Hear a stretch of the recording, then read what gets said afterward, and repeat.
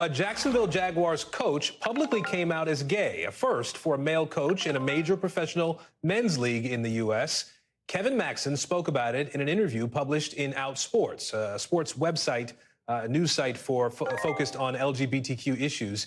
He said, and I'm quoting here, "I want to be vocal in support of people living how they want to live, but I also want to just live and not feel fear about how people will react." And while Maxen is the first major male coach to come out, it's nothing new among women, with a few already out publicly, most notably former San Francisco 49ers assistant coach Katie Sowers. Now, there's also Curt Miller. He's a male coach who is out in the WNBA. NBC Sports Corey Robinson joins me now. So, Corey, put this in context for us if you can here. It's 2023 now. Talk to us about why it's a big deal that Kevin Maxen is coming out now.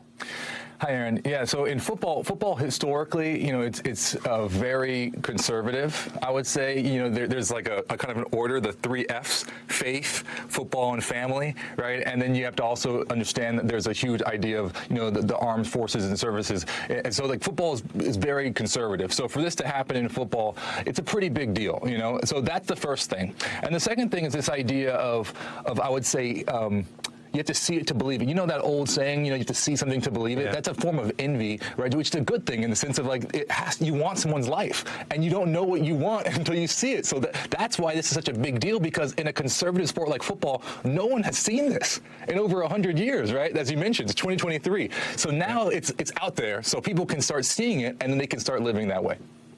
Yeah, obviously you touched on it there, but I was going to ask you to sort of wondering, if we're starting to see really a culture shift in sport.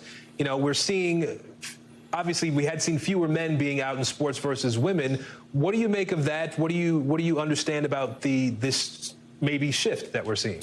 Yeah, so Curt Miller, he was basically alone for decades. I mean, he coached at every level. Bowling Green University. He was coaching the women's team at Bowling Green State University basketball team, and then he went to IU, was coaching the women's team there, and then the Connecticut Sun.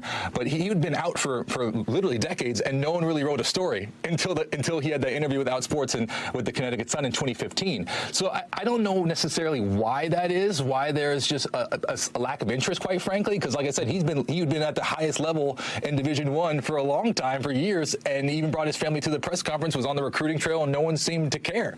So I think that's part of it. But I also think, in this story, this is why I love what Kevin said, was he's like, I just want to be able to bring my boyfriend to, like, team events. It's like, this is, like, very simple. It's like everyone else can talk about their partner at the team dinners, at the team functions, and he just wants to include his family. And I thought that was a really sweet thing.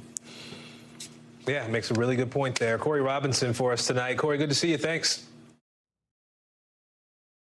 Thanks for watching our YouTube channel. Follow today's top stories and breaking news by downloading the NBC News app.